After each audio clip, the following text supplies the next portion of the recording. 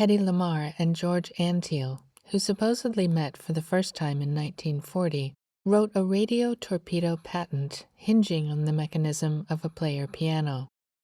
But both of them had earlier married into the Mandl arms manufacturing family. They weren't, however, the only members of the extended Mandl family in Hollywood.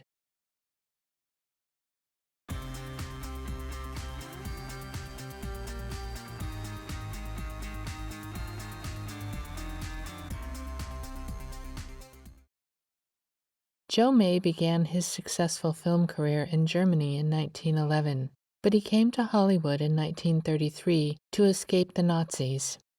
His first picture in Hollywood was an operetta film called Music in the Air, and in it a piano is used in a film studio office to play a military bugle call as one of the actors sketches out a scene where a soldier is summoned to see the general.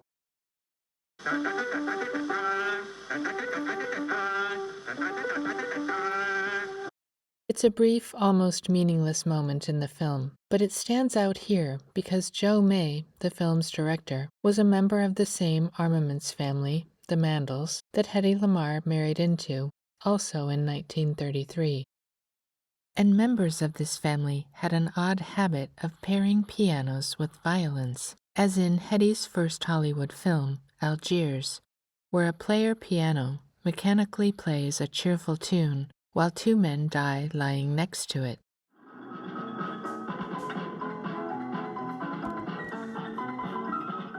A player piano, plunking out its tune indifferent to the violence happening around it, is a perfect symbol of the war machine itself. Automation triggering the spring-loaded hammers, covering the resulting deaths with Hollywood's chief export, entertainment. Joe May was born Julius Otto Mandl. He was the son of Bernard Mandl, a brother in between Ludwig, who took control of the Austrian munitions factory, and Sigmund, who later took it over from him. This 1936 article from the New York Daily News names Fritz's grandfather as Sigmund and his father as Alexander. This makes Fritz Mandl and Joe May first cousins once removed, and born 20 years apart. And we know they were more than just distant cousins. After Joe died in 1954, Fritz was corresponding regularly with Joe's widow, Mia May, regarding her restitution claim on property seized by the Nazis when they moved to Hollywood. In this letter, Fritz writes, "The claim against Mayfilm, the property of Joe and me, was only given as collateral," suggesting that Fritz Mandl was financially involved in Joe May's German film company. It was while heading up Mayfilm that Joe Mandl May had given Fritz Lang his first scriptwriting job, and Lang would go on to direct Metropolis, a German film negatively depicting a corporatized society in a corporate state. That working relationship ended in 1921, before Metropolis, but George Antheil would collaborate with Lang much later, and the symbolism of a destructive keyboard connects them all in a very strange way. The treatment or book form of Metropolis opens with the very destructive music of an organ, played by Frieder. The organ flared up, a roaring torch of music. The earth, the sea, and the hymn-blazing organ crashed in and became ashes. This was written by Thea von Harbu, and it didn't make it into Fritz Lang's film, but very similar imagery was used by George Antheil when he was in high school. Remember that Antheil was a modernist composer. He would later compose Ballet Mécanique, which has a similar vibe to the mechanical society of Metropolis. As a teenager, Antheil wrote a short essay called The Madman's Narrative, about a piano performance that kills both the accompanying orchestra and the audience.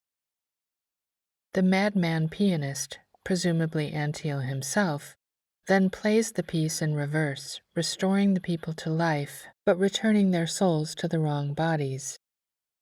At the end, he burns the score, this combination of sound, a striking corporate or compounded metaphor, thereby removing from the musical world and mankind one of the greatest dangers that ever threatened it. What's interesting is we can place George Antheil at the center of a hub in which the piano is used to symbolize violence and destruction. There's also a piano in Traum Novelle, written by Boschi's uncle Arthur Schnitzler. We know that piano better from the movie version in Stanley Kubrick's Eyes Wide Shut, when Nick Nightingale plays the piano for a masked ball of a secret society. Nightingale plays blindfolded, but he can catch glimpses of the naked women in the mirror above his piano, a backwards, inverted view of a reality he's not supposed to see. Once he arrives at this ball, the main character, Fridolin, or Dr. Bill Harford in the movie, wonders, "Where am I? Among madmen?" As in Antheil's Madman's narrative, there's a correlation between an inherent madness, its expression in music, and resulting destruction, as at the end of Traum Novelle, the woman who offers to redeem Fridolin ends up dead. The doctor's name, Fridolin, wasn't a common German name to choose for this character, but it happened to be the name of the original owner of the Hurtenberger Ammunitions Company, Fridolin Keller, that was later controlled by Schnitzler's extended Mandl family.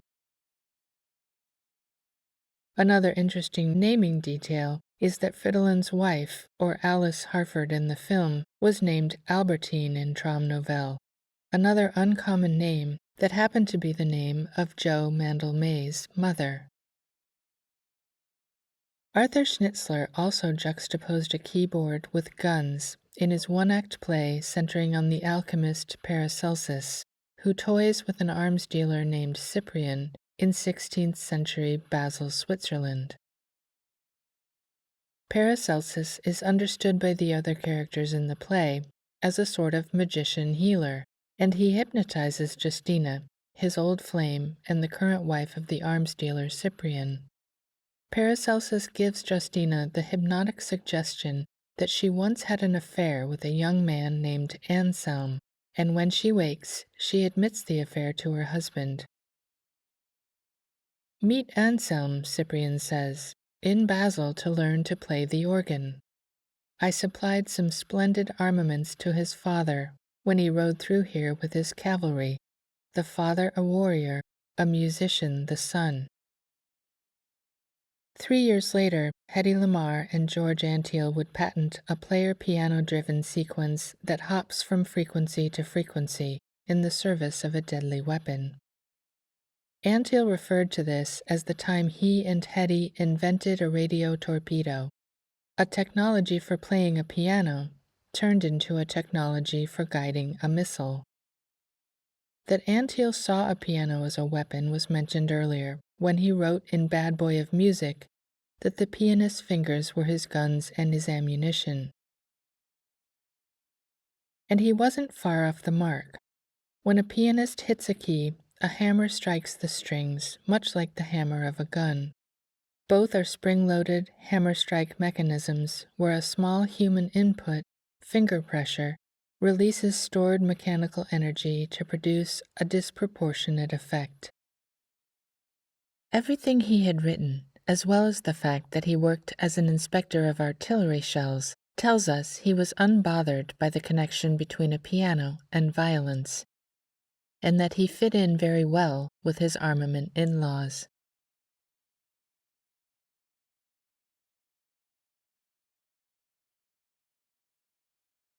In his one-act play, Uncle Schnitzler makes reference to the fact that Paracelsus had traveled in Sweden, Prussia, and all Tartary.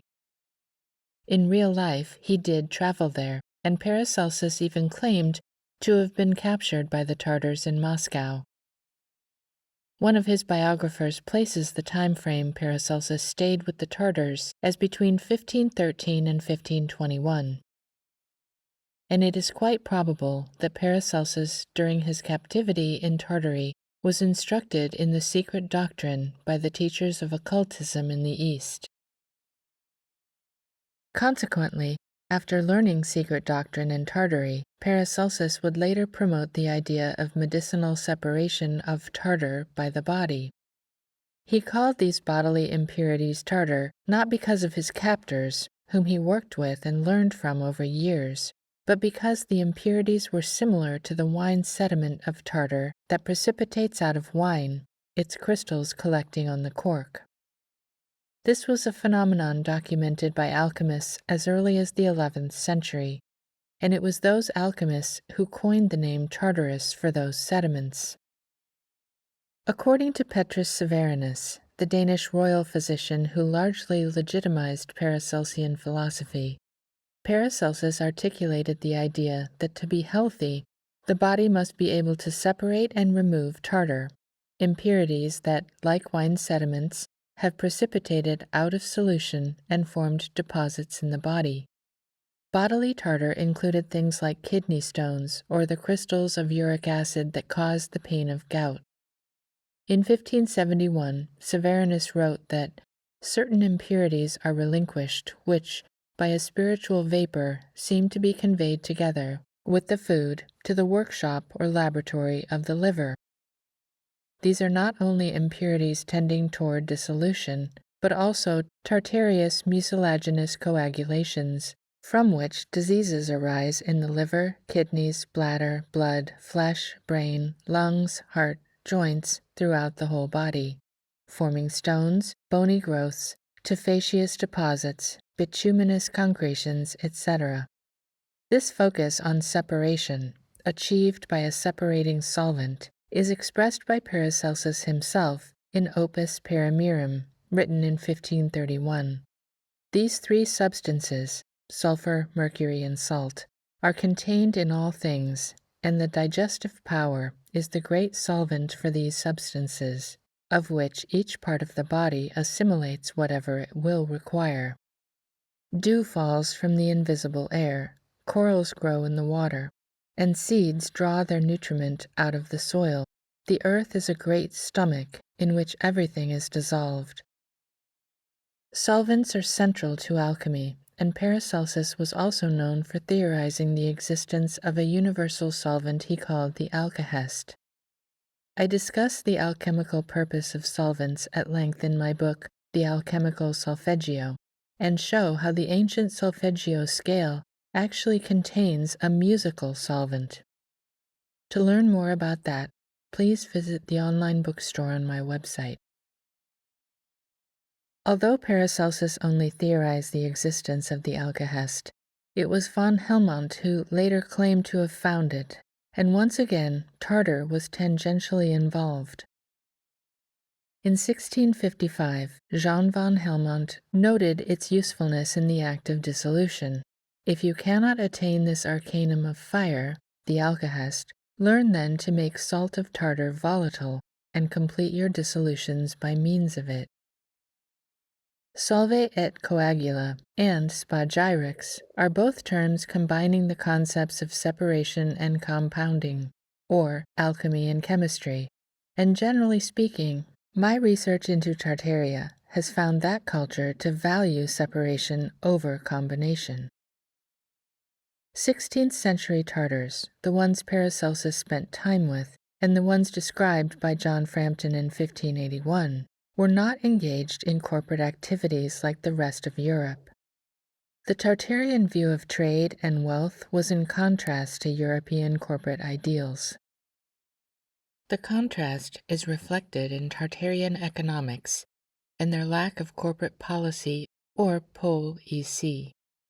This is a term I found in John Frampton's Merchant Report on Tartaria, and I believe this term means the city here, a form of corporate jurisdiction meant to protect merchant adventurers while traveling away from their home jurisdiction. The term policy later evolved to mean the rules or laws within a corporation, as Theodore Lowy, senior professor of American institutions, and who was a core member of the Cornell Institute for Public Affairs, points out here. I discovered that public policy is an established concept only in the English language. In the United States, the idea of public policy is relatively recent. Law was the word in the American founding, Public policy did not enter the picture at all until well into the 19th century, and far from law or legislation. Arthur Schnitzler precisely encapsulated this tension between corporate Europe and unincorporated Tartary in his play Paracelsus. When the magician/physician hypnotizes Justina into thinking she had once been intimate with Anselm, her husband, Cyprian, misunderstands what Paracelsus is actually doing. And Paracelsus tells Cyprian, "You misunderstand me. I want to take her from you, not give her to another man. Let her remain pure, sullied only for you." He's saying that he wants to disincorporate her only, not to then bind her again. Let her remain pure, just as the pure elements of the body must be separated from impure sediments like Cyprian. Paracelsus defines coagula as corporify. His influence on Justina was solve without coagula. It was spa without gyrix. It was separation only. Schnitzler's symbolism here is piercing, and it aligns with the theme of keyboards and armaments. Paracelsus separates the pure Justina from her bond to an arms dealer and establishes a false connection, a false incorporation, with an organ player, or someone who wants to learn to play the keyboard. A variation on this theme of a wife admitting to her husband a secret attraction for someone else shows up in Schnitzler's Traum novelle that later evolved into Kubrick's Eyes Wide Shut. The piano player named Nightingale, playing his piano in the middle of the night, is a hat tip to the night singing of nightingale birds, which is only done by unbonded, unincorporated males. Traum novelle also features Arthur Schnitzler's knowledge regarding Paracelsus, when Fridolin reads of a prostitute committing suicide with mercuric chloride. This compound was a well-known Paracelsian recommendation for the treatment of syphilis in the 1500s. And though it could obviously kill people, it aligned with his notion that the dose makes the poison. For the record, this is history, not medical advice. Please don't try this. In the Paracelsian view, small enough doses of mercury could kill the syphilis without killing the body. And we shouldn't miss the fact that this poison is a compound. Paracelsus coined the term iatrochemistry, focusing on the act of compounding chemicals. Notice that compounding was not called iatroalchemy, because, as I've argued elsewhere, alchemy is the act of disincorporating, separating compounds, not forming the compounds of chemistry. Arthur Schnitzler, himself a physician, understood Paracelsus well enough to mention Tartary in the play. That understanding would eventually reach George Antheil through the most direct possible route, his wife, a woman George actually imagined to be a Tartar woman. I habitually visualized her as a Mongolian-Hungarian Amazon riding over an ancient puszta full tilt. A puszta is a Hungarian steppe, just like the Eurasian steppe further east where the Mongol Tartars lived. Bosky was Hungarian, born in Budapest, and Hungary sits on the western edge of the historical Mongol Tartar area. And it's at this point we see the larger Mandl network as circular, swirling from Tartaria's War for Free model to the permanent corporate fascist arms industry that replaced it. Through the playwright who encoded Tartary, an arms dealer, and a weaponized keyboard all in a single scene. And back to the composer who weaponized the keyboard, married the Tartar Woman, moved to Hollywood where the Tartar Woman symbol was eventually destroyed, and patented the weaponized keyboard there with an arms industry in-law. Bosky introduced George to our uncle, Arthur Schnitzler, on more than one occasion, and both Schnitzler and Antheil wrote of their first meeting. George described his first impression in Bad Boy of Music. He, Schnitzler, looked vaguely like that eternal photograph of Brahms playing the piano, smoking a cigar. And of course, Schnitzler did play the piano, probably exactly that way. But there was someone else at that meeting who also played the piano, though badly, and famously so, and that was George Antheil's good friend Ezra Pound. And each of them, Schnitzler, Antheil, and Pound, mentioned Tartary or the Mongols specifically in their work. Next time, we'll explore the friendship of George Antheil and Ezra Pound, and their shared interest in Tartaria.